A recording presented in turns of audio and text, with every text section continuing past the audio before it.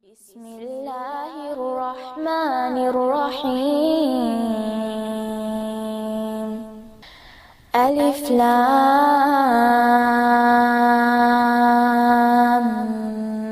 ميم تلك آيات الكتاب الحكيم هدى ورحمة للمحسنين الذين يقيمون الصلاة ويؤتون الزكاة. السلام عليكم ورحمة الله. ربنا لا تزغ قلوبنا بعد إذ هديتنا وهب لنا من لدنك رحمة إنك أنت الوهاب. இப்படி தொழுகை, நோன்பு, ஜக்காத்து, ஹஜ்ஜு இது போன்ற விஷயங்கள்லாம் அல்லாஹ்வுக்கு செய்யக்கூடிய வணக்கமோ அது மாதிரி அல்லாஹ்விட்ட நம்ம கேட்கக்கூடிய துவாக்களும் வணக்கம் தான். துவாங்கிறது நம்ம எந்த நேரத்தில் வேணால் கேட்கலாம், எப்படி வேணால் கேட்கலாம். ஆனால் துவாங்கிறது ஒரு எப்படி தொழுகை, நோன்பு மாதிரி அதுவும் ஒரு வணக்கம். அல்லாஹ்ட்ட நம்ம கேட்கக்கூடியது ரொம்ப ரொம்ப என்ன சொல்கிறது, நம்ம செய்ய வேண்டிய ஒரு விஷயம். அன்றாட வாழ்க்கையில் தினசரி ஒரு நாள் விடாமல் டெய்லி நம்ம செய்ய வேண்டிய ஒரு விஷயம். துவாவை பொறுத்த வரைக்கும் பார்த்தோம்னா அல்லாஹ்ட்ட எப்போ துவா கேட்கணும், எப்படி கேட்கணும், எப்படியெல்லாம் கேட்கக்கூடாது, அல்லாஹ் அதுக்கு எப்படியெல்லாம் பதில் சொல்கிறான் அப்படிங்கிறத இந்த வீடியோவில் நம்ம பார்க்கலாம் இன்ஷா அல்லாஹ். துவா செய்கிறதுக்கு எல்லா நேரத்துலையும் துவா செய்யலாம். 24/7 அல்லாஹ்கிட்ட நம்ம துவா கேட்கலாம். அல்லாஹ்கிட்ட துவா கேட்குறது இப்போ கேட்கக்கூடாதுன்னா எந்த நேரமுமே கிடையாது. ஆனால் அல்லாஹ் கபூலாக்கக்கூடிய சில நேரங்கள், பரிந்துரைக்கப்பட்ட சில நேரங்கள் இருக்குது. அதில் முதலாவதாக இருக்கக்கூடியது தஹஜ்ஜுத் நேரம். தஹஜ்ஜுத் நேரங்கிறது என்னென்னா இரவினுடைய 3வது பாகம் அல்லது இரவினுடைய கடைசி நேரம் அப்படின்னு சொல்லலாம். அதாவது கிட்டத்தட்ட சுபுவுக்கு முந்தைய நேரம், ஃபஜர் நேரத்துக்கு முன்னாடி இருக்கக்கூடிய நேரம், வைகரைக்கு முன்னாடின்னு சொல்லலாம். அது எப்போ அப்படின்னு சொன்னோம்னா, இப்போ இரவு இருக்குது, இரவு 3 பார்ட்ஸாக, இப்போ 6 மணிக்கு இரவு ஆரம்பிக்குது, காலையில் 6 மணிக்கு இரவு முடியுது அப்படின்னு சொன்னோம்னா இரவை 3 பார்ட்ஸாக பிரித்தோம்னா அதில் லாஸ்ட் பார்ட் வரும் பார்த்தீங்களா, அதுதான் லாஸ்ட்டு 3வது பகுதியாக இருக்கக்கூடிய இரவு. இப்போ இரவை 2ஆக பிரித்தோம்னா 12 மணி ஆயிருமா. இப்போ இதை 3ஆக பிரித்தோம்னா எத்தனை மணி வரும், தோராயமாக ஒரு 3 மணி அந்த மாதிரி வரும். அப்படி வரும் பொழுது அதுதான் இரவினுடைய கடைசி நேரம். அந்த நேரத்தில் அல்லாஹ் சொல்கிறான், நான் 7வது வானத்துலேருந்து முதல் வானத்துக்கு நான் நீங்கள் கேட்கக்கூடியவர்களுக்கு மன்னிப்பு கேட்குறவங்களா இருந்தால் மன்னிக்கிறேன், கேட்குறத கொடுக்குறேன் அப்படின்னு சொல்கிறான். முதல் வானத்துக்கு வர்றான்னா அந்த இடத்துல நம்ம என்ன புரிஞ்சுக்கிறணும் அப்படின்னு சொன்னோம்னா, அல்லாஹ் கேட்கக்கூடியவங்களுக்கு முக்கியத்துவம் கொடுத்து நான் அந்த துவாவுக்கு பதில் சொல்கிறேன் அப்படிங்கிறது அதுக்கு அதுக்கான ஒரு விளக்கமாக இருக்கும். அதே மாதிரி அடுத்து துவாக்கள் கேட்கக்கூடிய நேரம் அப்படின்னு சொன்னோம்னா அந்த நேரத்தில் தஹஜ்ஜுத் நேரத்தில் சஜிதாவில் இருந்து துவா கேட்கணும். தொழுது அல்லாஹ்வை நினச்சி 2 ரக்காயத்தை தொழுது அந்த தொழுகையை நீட்டி தொழுகணும். சுருக்கமாக தொழுகாமல் நீட்டி தொழுது அந்த சஜிதாக்களை நீட்டி தொழுது நமக்கு வேண்டியதை அல்லாஹ்கிட்ட கேட்கணும். அடுத்த நேரம் என்ன அப்படின்னு சொன்னோம்னா, பிரயாணம் செய்யும்பொழுது நம்ம ஒரு இடத்துல இன்னொரு இடத்துக்கு ட்ராவல் பண்ணி போகிறோம். அது ஒரு ஊருக்குள்ளே போனோம்னாலும் சரி, நடந்து போனோம்னாலும் சரி, சைக்கிளில் போனோம்னாலும் சரி, இருசக்கர வாகனத்துலையோ அல்லது மகிழுந்துலையோ நம்ம போகிறோம்னாலும் சரி, எதில் போகிறோம்னாலுமே அதுவுமே பிரயாண நேரம் தான், பயண நேரம் தான். அந்த நேரத்தில் செய்யக்கூடிய துவா நான் கபூலாக்குறேன் அப்படின்னு சொல்லி அல்லாஹ் சொல்கிறான். அதனால் அந்த மாதிரி நேரங்களில் அதிகமாக துவா செய்யணும். அடுத்து வெள்ளிக்கிழமையில் ஒரு குறிப்பிட்ட நேரங்களில் அல்லாஹ் துவா கபூல் செய்கிறான்னு சொல்லலாம். அது எந்த நேரங்கிறது சரியாக இல்லை. சில இடங்களில் அசருலேருந்து மகரிப் வரைக்கும் அசர் நேரத்தை ஒட்டுன நேரம் அப்படின்னு சொல்லி வருது. ஆனால் வெள்ளிக்கிழமை முழுவதுமாகவே நம்ம துவா செய்யக்கூடிய மக்களாக தான் இருக்கணும். குறிப்பாக சொல்ல போனோம்னா ஜும்மாவினுடைய அத்தையாத்து இருப்பில் துவா செய்கிறத அதிகமாக நம்ம நினைவில் வச்சு செஞ்சுக்கிறணும். அந்த நேரங்கள் அதிகமாக துவாக்கள் கபூலாக்கக்கூடிய நேரமாக இருக்குது. இதெல்லாம் அல்லாஹ் குறிப்பிட்டு சொன்ன நேரம். இது அல்லாமல் ஒரு மனிதர் மனம் உடைஞ்சு போகிற நேரத்தில், மனசு கஷ்டப்பட்டு இதுக்கப்புறம் எதுவுமே இல்லை அப்படிங்கிற நேரத்தில் முழுவதுமாக ஹார்ட் பிரேக்குன்னு சொல்லுவாங்க. அப்படிப்பட்ட நேரத்தில் செய்யக்கூடிய துவாக்கள் கபூலாக்கப்படுது. அதே நேரத்தில் ஒரு மனிதர் ஒரு நபராலேயோ அல்லது ஒரு நாட்டினாலேயோ ஒரு நிறுவனத்தினாலேயோ ஒரு கூட்டத்தினர்னாலேயோ அநீதி இழைக்கப்படுறாரு, அநியாயம் இழைக்கப்படுறாரு, உண்மையாலேயே அநியாயம் இழைக்கப்படுறாரு அப்படின்னு சொல்லும் பொழுது அவர் அந்த கூட்டத்துக்கு எதிராகவோ யார் அவருக்கு அநியாயம் செஞ்சாங்களோ அவங்களுக்கு எதிராக அல்லாஹ்ட்ட கையேந்துறாரு அப்படின்னு சொன்னால் அவருக்கும் அல்லாஹ் அந்த பிரார்த்தனைக்கும் அல்லாஹ்வுக்கும் இடையில எந்த விதமான திரையுமே இல்லை. அப்படியே அல்லாஹ் கபூலாக்குறேன்ட்டான். இப்போ நான் இருக்கிறேன், எனக்கு இந்த நாடு ஒரு அநியாயம் பண்ணுது, இந்த நாட்டுக்கு எதிராக நான் ஒரு துவா செய்கிறேன் அப்படின்னு சொல்கிற பட்சத்தில் உண்மையிலே அது அநியாயமாக இருக்கும் பட்சத்தில் அல்லாஹ்வினுடைய பார்வையில் நான் என்ன துவா கேட்குறேனோ அதை வந்து அல்லாஹ் வந்து நிறைவேற்றி கொடுக்குறான். இது வந்து அநியாயம் இழைக்கப்பட்டவர்களுக்கு, அநீதி இழைக்கப்பட்டவர்களுக்கு, உண்மையிலே ஒரு மனிதர் அநீதி இழைக்கப்படுறாரு அப்படின்னு சொன்னால் அவருக்கு நடக்கக்கூடிய விஷயம்.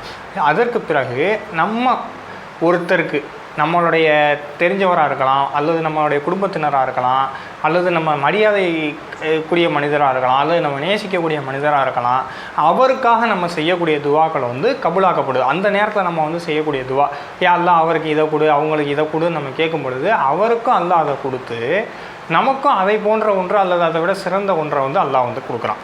இதெல்லாம் வந்து அல்லாஹ் வந்து அதிகமாக துவா வந்து பரிந்துரைக்கப்பட்ட நேரங்கள். இந்த மாதிரி நேரங்களில் வந்து துவா செய்யணுங்கிறத வந்து அல்லாஹ் வந்து சொல்கிறான். இந்த மாதிரி நேரங்களில் நம்ம அதிகமாக துவா செஞ்சுக்கிட்டே இருக்கணும். பாங்குக்கும் இக்காமத்துக்கும் இடைப்பட்ட நேரத்தில் இருக்கக்கூடிய துவாவையும் நான் வந்து அங்கீகரிக்கிறேன், அந்த துவாக்களும் அங்கீகரிக்கப்படுது அப்படின்னு சொல்லி ஒரு செய்தி வருது. அந்த நேரத்தில் நம்மளும் அதிகமாக துவா செய்யக்கூடிய மக்களாக இருக்கணும். பள்ளியில் போய் உட்காந்தோ அல்லது வீட்லேயோ ஒரு தொழுகைக்காக பாங்கு சொல்லப்பட்டுருச்சு, இக்காமத்துக்கு இடைப்பட்ட நேரத்தில் 5 நிமிஷமோ 10 நிமிஷமோ 15 நிமிஷமோ இருக்கக்கூடிய நேரத்தில் அல்லாஹ் இடத்துல நம்ம அதிகமாக துவா செய்யணும். இதுவும் துவா செய்கிறதுக்கு பரிந்துரைக்கப்பட்ட நேரங்களில் ஒரு நேரம். துவா செய்ய வேண்டிய நேரங்களை பார்த்தாச்சு. அடுத்து துவாவை எப்படி துவங்கணும்? எடுத்தோன்னே வந்து அல்லாட்ட வந்து துவாவை எப்படி ஆரம்பிக்கிறது? எனக்கு அதை கொடு இதை கொடுன்னு ஆரம்பிக்கிறதா? அப்படி ஆரம்பிக்கக்கூடாது. எடுத்தோன்னே முதல்ல துவாவில் நம்ம செய்ய வேண்டியது அல்லாஹ்வை வந்து புகழணும், அல்லாஹ் வந்து ப்ரேஸ் பண்ணணும், அல்லாஹ்வுடைய வல்லமைகளை சொல்லி அல்லாஹ்வை வந்து ப்ரேஸ் பண்ணணும். எடுத்துக்காட்டுக்கு அல்லாஹ்வுடைய திருப்பெயர்கள் இருக்குது, 100 திருப்பெயர்கள் இருக்குது, 99 பேர், 100வது அல்லாஹ். அப்படி இருக்கக்கூடியதில் ரஹ்மான், ரஹீம், கஃபூர், கஃபார், வதூது, சமது, ரவுஃப், இந்த மாதிரி இருக்கக்கூடிய அல்லாஹ்வுடைய இந்த பேர்களை சொல்லி அல்லாஹ் வந்து அதிகமாக ப்ரேஸ் பண்ணணும். அதுதான் முதல்ல செய்ய வேண்டியது. அடுத்து நபி ஸல்லல்லாஹு அலைஹி வஸல்லத்துக்கு ஸலவாத்து சொல்லணும். அல்லாஹும்ம ஸல்லி அலா முஹம்மதுங்கிற அத்தையாத்து சமயத்தில் ஓதுறோம் இல்லையா, அந்த ஸலவாத்தை ஓதணும். அடுத்து நம்மளுடைய முதல்ல வந்து துவாவாக நம்ம செய்ய வேண்டிய விஷயம் பாவ மன்னிப்பு கேட்கணும் அல்லாஹ்கிட்ட.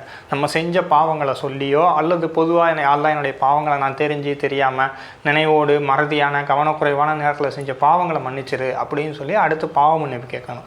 இந்த மாதிரி அல்லாஹ்வை புகழணும். ஃபஸ்ட்டு அல்லாஹ்வை புகழ்ந்ததுக்கப்புறம் நபி ஸல்லல்லாஹு அலைஹி வஸல்லத்துக்கு ஸலவாத்து சொல்லணும்.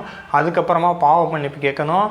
பாவ மன்னிப்பு கேட்டதுக்கு பிற்பாடு தான் அல்லாஹ்கிட்ட நமக்கு வேண்டியதை பொறுமையான முறையில், பொறுமையை கொண்டும் தொழுகை கொண்டும் உதவி தேடுங்கன்னு சொல்கிறான் அல்லாஹ். பொறுமையான முறையில் நமக்கு என்ன வேணுங்கிறத தீர்க்கமாக பொறுமையாக நிதானமாக யோசித்து அல்லாஹ்கிட்ட வந்து கேட்கணும். அல்லாஹ்கிட்ட நம்ம இதெல்லாம் துவா செய்ய வேண்டிய நேரத்தை பார்த்தாச்சு, எப்படி துவாவை ஆரம்பிக்கணும்னு பார்த்தாச்சு. அடுத்து எப்படியெல்லாம் துவா செய்யலாம்? அல்லாஹ்கிட்ட வந்து எப்பயுமே அல்லாஹ்வை சார்ந்து நம்ம இருக்க மாதிரி துவா செய்யணும். அல்லாஹ்வை சார்ந்து இருக்க மாதிரினா எப்படி துவா செய்கிறது? நமக்கு அல்லாஹ்வே சில நபிமார்களுடைய வரலாறுல இந்த விஷயத்தை வந்து அல்லாஹ் காட்டித்தரான். எடுத்துக்காட்டுக்கு இப்ராஹிம் அலைஹிஸ்ஸலாத்துடைய மார்க்கத்தில் நம்ம இருக்கிறோம். இப்ராஹிம் அலைஹிஸ்ஸலாத்தை அல்லாஹ் வந்து எப்படிப்பட்ட ஒரு தன்னுடைய நெருங்கிய உற்ற தோழர்னா, அப்படிப்பட்ட நபி எப்படி துவா செஞ்சாங்க? நெருப்பில் தூக்கி போட்டாங்க. எதுக்கு? இஸ்லாத்தை அந்த மக்களுக்கு, அந்த ஊர் மக்களுக்கு எத்தி வச்சதுக்காக.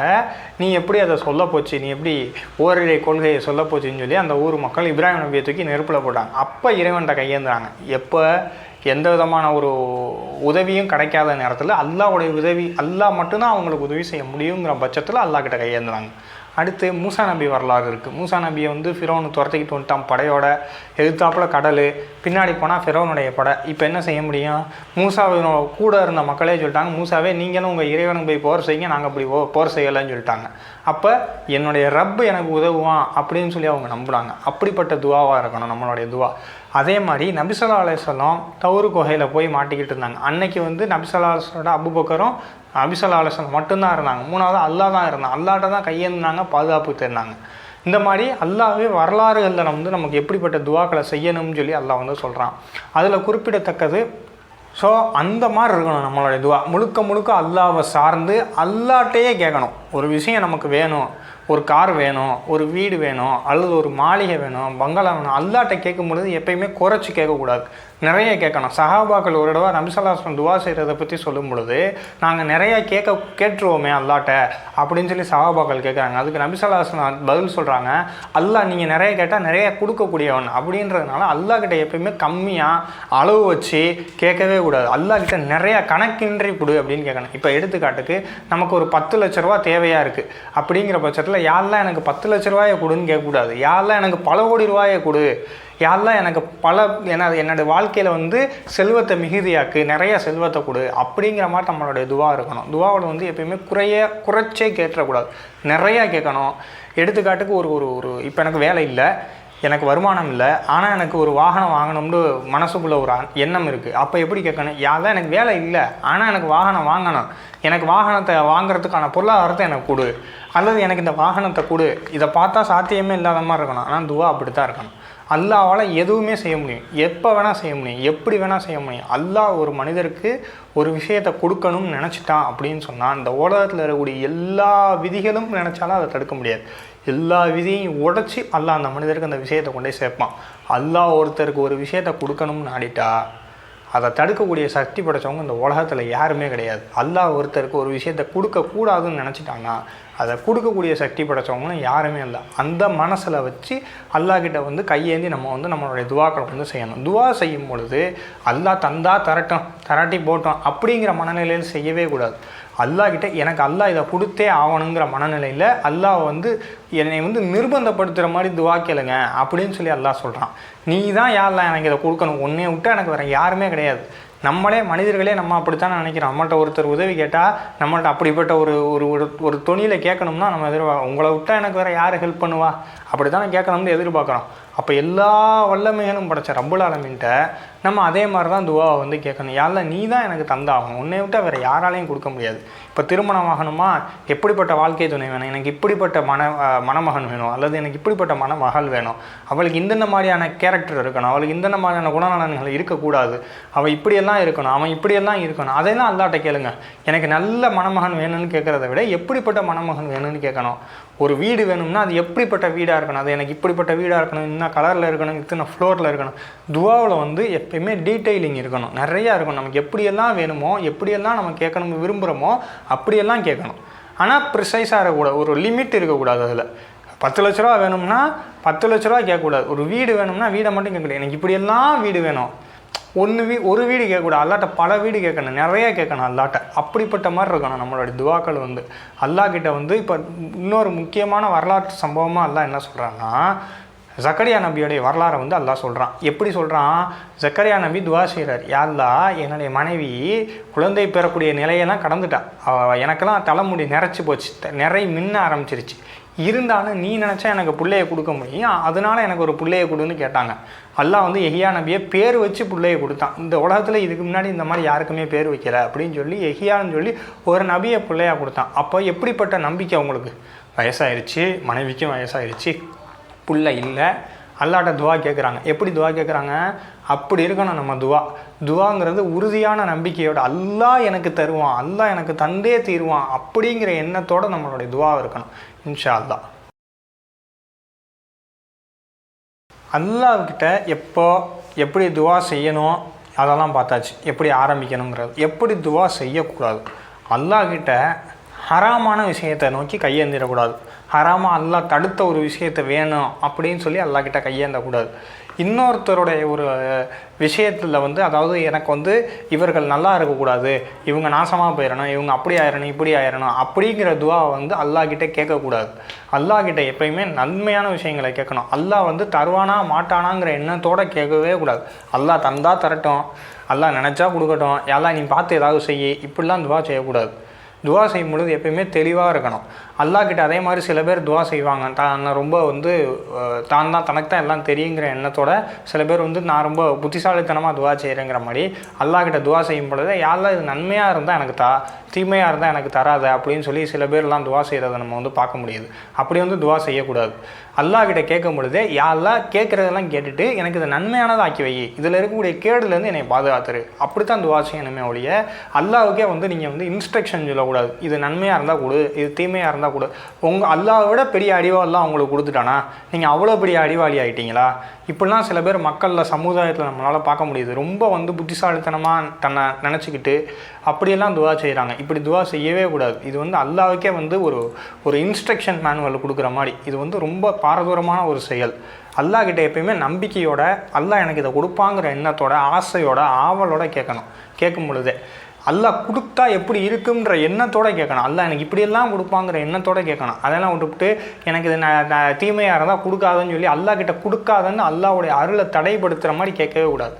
யாரெல்லாம் எனக்கு இது வேணாம்னு சொல்லி எந்த விஷயத்தையுமே கேட்கக்கூடாது. அல்லாஹ்கிட்ட அல்லாஹ்வுடைய அருளை தடுத்து நிறுத்துகிற மாதிரி அது. அல்லாஹ்கிட்ட நம்ம வந்து துவா எப்போ கேட்கணும், எப்படி துவங்கணும், எப்படி துவா கேட்கக்கூடாது அதெல்லாம் பார்த்தோம். அதே மாதிரி அல்லாஹ் வந்து எப்படியெல்லாம் துவாக்கு பதில் சொல்கிறான், இது வந்து பல ஹதீஸுகளில் பல அறிவிப்புகள் இருக்குது. அதை எல்லாத்தையும் நம்ம வந்து நம்மளுடைய கன்வீனியன்ஸுக்காக தொகுத்து சொல்கிறோம். கிட்டத்தட்ட ஒரு 5 வகையில் வந்து அல்லாஹ் வந்து துவாக்களுக்கு பதிலளிக்கிறான். ஒன்று, அல்லாஹ் வந்து கேட்டதை கேட்ட மாதிரி கேட்ட நேரத்தில் கொடுக்குறது, நம்பர் 1. நம்பர் 2 வந்து கேட்டதை விட சிறந்ததை தாமதித்து கொடுக்கக்கூடியது. அல்லாஹ்வுடைய விருப்பத்திற்கு இணங்க நம்ம ஒரு விஷயத்தை கேட்குறோம்னா அதை விட சிறந்த ஒன்றை அல்லாஹ் அதை தாமதித்து கூட கொடுக்கலாம். 2வது, ஒரு தீமையான 3வது விஷயம் வந்து ஒரு தீமையான விஷயம் நமக்கு நடக்க இருக்குது அப்படிங்கிறத வந்து அல்லாஹ் வந்து நம்மளுடைய துவாக்களின் மூலியமாக அதை வந்து தவிர்த்துருவான். ஒரு கேடு நடக்க இருக்குது, ஒரு விபத்து நடக்க இருக்குது, ஒரு நோய் வர்றதுக்கு இருக்குது, ஒரு இழப்பு வர்றதுக்கு இருக்குது. நம்ம துவா செய்கிறதின் மூலயமா அல்லாஹ் வந்து அதை தவிர்க்கிறதுக்கான வாய்ப்புகள் இருக்குது. அதுக்கப்புறம் அல்லாஹ் 4வது விஷயமா அதை நன்மையாக கூட ஆக்கிடலாம். துவா வந்து முதல்ல சொன்ன மாதிரி வணக்கம், அதனால் நம்ம துவா செய்கிறத துவாவை வந்து நன்மையாக அல்லாஹ் வந்து பதிவு செஞ்சுக்கலாம். 5வதாக என்னென்னா மறுமையில் நம்ம கேட்டதை கூட அல்லாஹ் கொடுக்கலாம்.